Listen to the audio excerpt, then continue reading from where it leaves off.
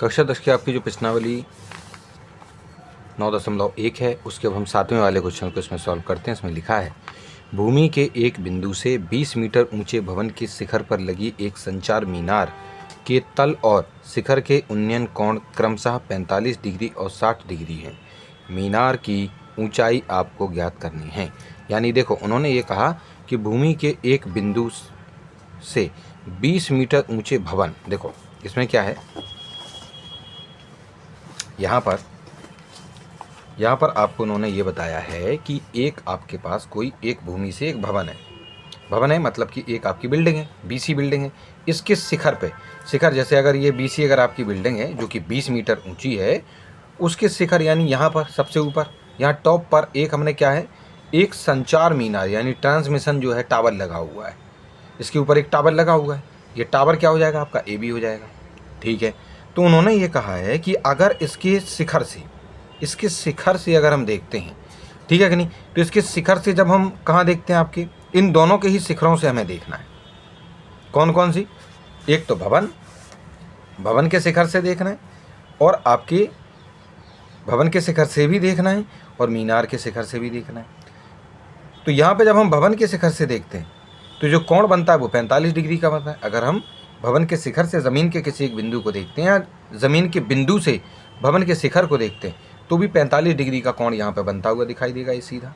जबकि अगर उसी ज़मीन के किसी एक बिंदु से अगर हम वो जो मीनार थी, ये जो ए बी थी, उसके शिखर को अगर हम देखते हैं, सबसे ऊपर वाले टॉप पॉइंट को अगर हम देखते हैं, तो यहाँ से जब हम वहाँ तक देखते हैं तो जो ज़मीन के साथ जो उसका कोण बनेगा वो 60 डिग्री का बन रहा है।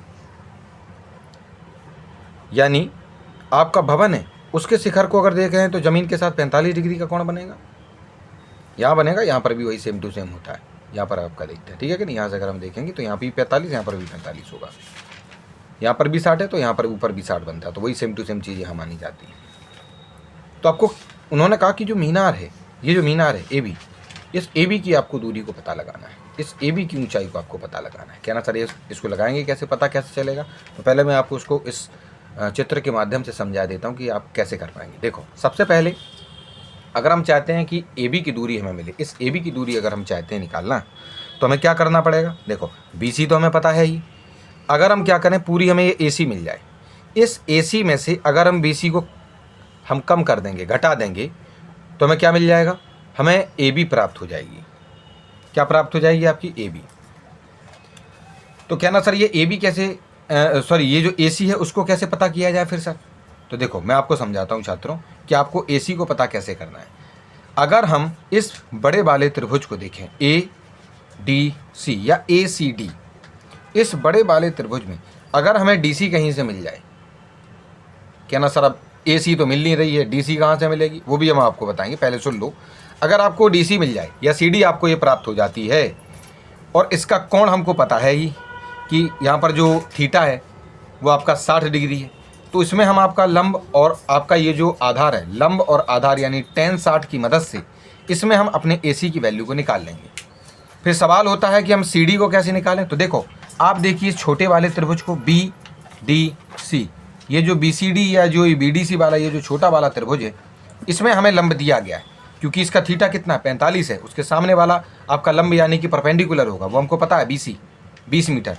तो इस छोटे वाले त्रिभुज को हम देखेंगे, इसमें tan 45 हम लिखेंगे, tan 45 लिखकर आपका लंब यानी परपेंडिकुलर बटे में बेस यानी आधार हम लिख देंगे, लंब बटे आधार यानी कि परपेंडिकुलर अपॉन बेस हम लिख देंगे। तो जो डी सी है यानी सी डी की वैल्यू पहले हम प्राप्त कर लेंगे और इसको प्राप्त करने के बाद फिर हम इस बड़े वाले त्रिभुज में चलेंगे।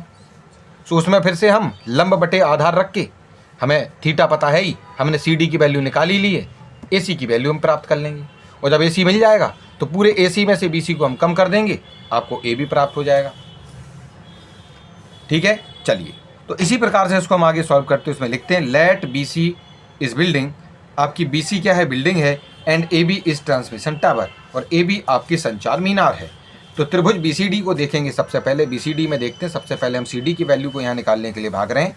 तो यहाँ पर हमें पता है कि इस वाले त्रिभुज में छात्रों, इस वाले त्रिभुज में आपका लंब और हमें आधार लिखना होगा, तो हम लंब लिखेंगे और आधार लिखेंगे।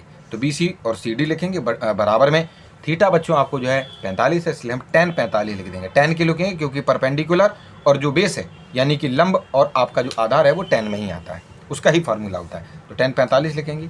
BC, क्योंकि BC हमको मालूम है 20 है, तो BC की जगह पर 20 लिखेंगे, बटे में CD हमको नहीं मालूम, जबकि tan 45 की जो वैल्यू होती है वो 1 होती है, 1 लिख देंगे यहाँ पे, ठीक है। इस CD को हम सीधा ले जाएंगे 1 के साथ गुणा में, तो CD 1 के साथ गुणा में होगा तो CD ही आएगा, तो CD की वैल्यू कितनी हो जाएगी? CD की वैल्यू हो जाएगी आपकी 20, यानी CD बराबर कितना हो जाएगा? आपका 20 आ जाएगा जब उसको आप पक्षांतर करेंगे। तो आपको CD कितना मिल गया? 20 मिल गया है। कहना सर ठीक है, CD की वैल्यू हमको 20 प्राप्त हो चुकी है। अब हम क्या करेंगे?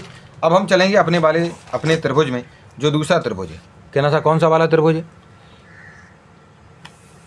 त्रिभुज ACD, इसी ACD वाले में चलना था, हमें पहले AC निकालनी थी ना। अब क्योंकि CD अभी अभी हमको पता लग गई, CD अभी अभी हमको पता लग चुकी है कि ये 20 मीटर है, तो लंब और बटे में आधार। कहना सर क्यों? क्योंकि हमें लंब निकालना है और आधार हमें पता है, और हमें उसका जो एंगल है थीटा वो मालूम है कि 60 है, तो इसमें हम tan 60 की वैल्यू यहाँ पर रखेंगे। लंब की जगह पर बच्चों, क्योंकि इस त्रिभुज ACD में, इन ट्राइंगल ACD में आपका जो परपेंडिकुलर है यानी कि जो लंब है वो AC है, और बटे में जो आपका आधार है यानी जो बेस है वो आपका CD है, हम उसको लिखेंगे। बराबर में थीटा tan 60 था, हमने उसको लिख दिया। चलो AC कैसे प्राप्त हो रहा है यहाँ पर? AC, चलो कोई नहीं, AC कैसे प्राप्त होगा? AB और BC दोनों को जोड़ने पर, AB और BC, हम चाहते तो डायरेक्टली पहले AC भी निकाल सकते थे, लेकिन चलो ठीक है, यहाँ से भी हम सीधा डायरेक्ट आपके AB को प्राप्त कर सकते हैं। तो जो AC है वो AB और BC दोनों को जोड़ने पर प्राप्त होगा, AB और BC इन दोनों को जोड़ने पर प्राप्त होगा। बटे में CD, हमने CD को लिखा, बराबर में tan 60 की वैल्यू होती है √3, ठीक है। AB तो पता है ही नहीं, जबकि BC हमको पता है 20 है, BC की जगह 20 लिखा, बटे में CD को अभी हमने 20 निकाला था, 20 लिख दिया, बराबर में आपका कितना हो गया है? √3। अब क्योंकि हमें AB चाहिए तो हम क्या करेंगे? इस 20 को पहले लेके जाएंगे इधर √3 के साथ। चलो ये इतना कैसे आ गया, मैं आपको यहाँ पर इसको सॉल्व करके समझाता हूँ। क्या क्या लिखा हुआ है?